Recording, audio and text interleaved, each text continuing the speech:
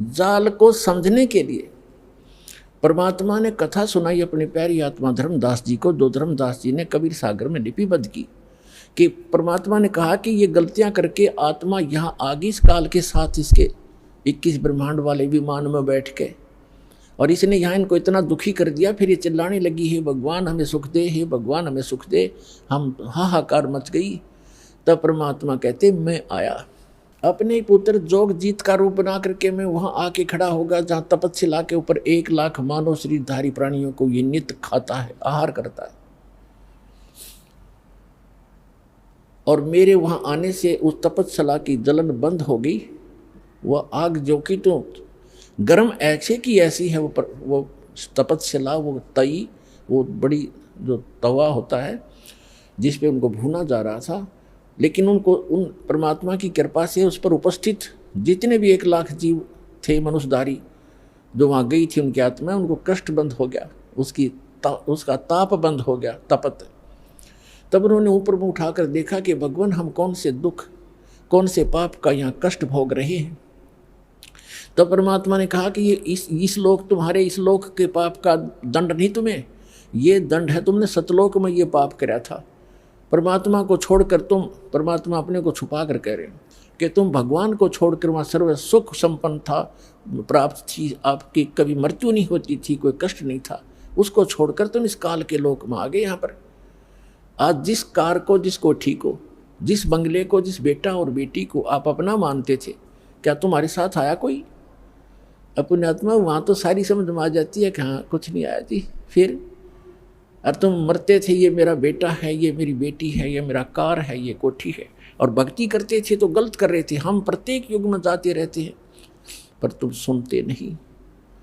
तब परमात्मा ने कहा कि हमसे गलत, वो कहने लगे सभी भगवान हमसे गलती होगी, मैं माफ़ करो। कहते ऐसे माफ़ नहीं होगी। जब तुम जाए धरो जग तन देहा, तब तुम करना मम सत सबद स्नेहा।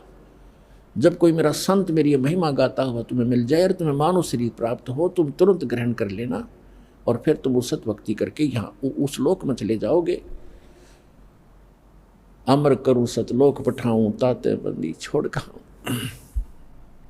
इतने में वो काल आ जाता है। प्रतिदिन उसने टाइम फिक्स कर रखा है, इतने समय के बाद ये सभी आत्माएं उसके तपस्या पर भुन कर उनके अंदर से जो गंध वो निकालता है, वो निकल कर वो भाग ऊपर से उनको ऐसे उड़ा देता है, वो गंध रह जाता है। अब आप देखते हो यहाँ प्राणी गंदे पदार्थ तो बहुत आसानी से ग्रहण कर लेता खाने के लिए, पीने के लिए।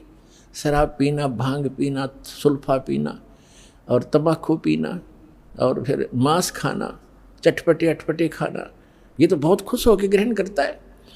क्यों? क्योंकि ये चाहता है कि जितना ये गंद अटपट खाएंगे उतना ही के अंदर गंदी वासना ज़्यादा बनेगी, और तपस्या के ऊपर भूनने से वो सारी वासना वहाँ रह जाती है और ये जीव वहाँ से कर्म ज्यों के त्यों रहते हैं, वो वापस आ जाता है, मरता नहीं।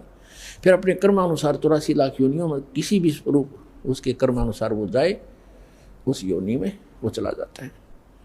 तो उसी समय वो काल आ जाता है, और काल ने देखा अपने बड़े भाई जोगजीत को, जिसने वहाँ से, जिस रूप में परमात्मा ने सतलोक से उसको निकाला था। जिन्होंने सृष्टि रचना पढ़ रखी है बच्चों, उनको खूब याद है। अब दास ज़्यादा हिंट देगा आज के सत्संग में।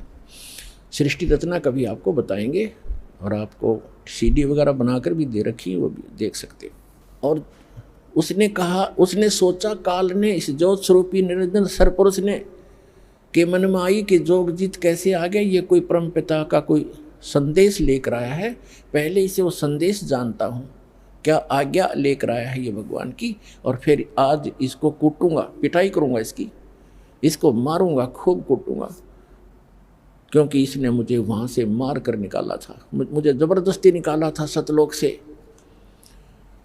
तो मुझे परमात्मा बताते हैं कि धर्मदास, मुझे देखकर काल भयंकर हो गया, और पहले मुझसे कहा कि पहले जोगजीत कोई आज्ञा है भगवान की, परमात्मा की, पिता की, वह मुझे बता, और फिर जोगजीत तुझे छोड़ू नहीं गा, तूने मुझे वह मार कर निकाला था।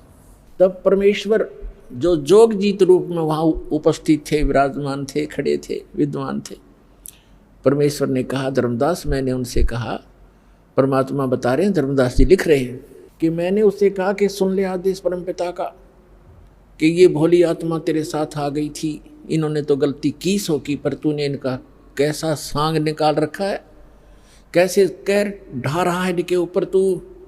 कोई गधा बना दिया, कोई गधी बनाई, कोई कुत्ता, कोई कुतिया, किसी का बेटा मर गया, किसी की बेटी मार रहा है, हाहाकार मचा रखी। तो इसने कहा कि पिताजी ने मुझे श्राप दिया था, और जिस श्राप अनुसार मुझे भूख लगती है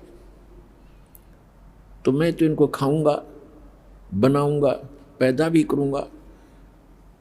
परमात्मा ने कहा कि चल इन्हें गलती कर दी तो खा भी रहा है, सारे काम कर रहा है, फिर इनके किसी का हाथ काटे, किसी की टांग कटे, कोई अंधा, कोई कैंसर से पीड़ित, ये जुल्म क्यों कर रहा था इनके ऊपर।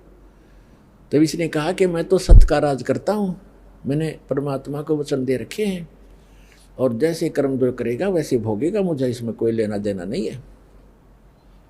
पुण्यात्माओं, यहाँ की इस सारी व्यवस्था ऐसी है इस काल के लोक में। एक तरफ तो सरकार शराब के ठेके, फीम के ठेके, भांग के ठेके खोलती है, और फिर शराब पीकर कोई इधर उधर जाता उसको अंदर कर देता, तो शराब पी कर गलत गतिविधि की, और शराब पी कर रामायण बचेगा, वो भांग पी कर रामायण पढ़ेगा, गलत गतिविधि करेगा वो। तो इसने ऐसा कर रखा है कि मैं तो सत्य का राज करता हूँ, जो जैसे कर्म करेगा वैसा ही फल देता हूँ। अब ये इतनी बकवादों का की आविष्कार करवा दिया, तो फिर ये भोली आत्मा तो गलतियाँ करेंगे ही करेंगे, तो कहते भोग लेंगे। इसने थोड़ा लेना देना, हम इसके बच्चे नहीं हैं, हम इसके बच्चे होते तो ऐसा दुख देता ही है। आज केदारनाथ के ऊपर 20,000 आदमियों को मार देता अपने बच्चों को। ये हम इसके बालक नहीं हैं, हम इसकी प्रजा नहीं है, हम उस परमात्मा की प्रजा है, सतपुरुष के बच्चे हैं, और हम अपनी गलती से इसकी कैद में फंस गए हैं। यहाँ से निकालने का एक तरीका है, हम स्वेच्छा से आए हैं, स्वेच्छा से ही वापस जाएंगे। जब हमारी यहाँ के लोक से, दुखों से इतना मन हट जाएगा, और वहाँ के सुख से हम इतने प्रभावित और प्रेरित हो जाएंगे, और फिर सब भक्ति करेंगे, तब हम वहाँ जा पाएंगे। इसलिए आपको सारा ज्ञान प्रमाण दिखाए जा रहे हैं, ताकि आपका यहाँ से मन हटे और भक्ति पर डटे, और फिर वहाँ चलेंगे हम। तब इसने कहा, परमात्मा ने कहा जोग जीत रूप में कि मैं नीचे जाऊँगा, परमात्मा ने भेजा हूँ, और वहाँ जाकर तेरे सारे जाल को समझाऊँगा, और सबको परमात्मा की महिमा बताऊँगा। आपने सारे परमात्मा की जो सतपुरुष है, जो वास्तव में भगवान है, यथार्थ स्थान है, उसका तो नामो निशान मिटा दिया, तू स्वयं भगवान बन बैठे यहाँ का।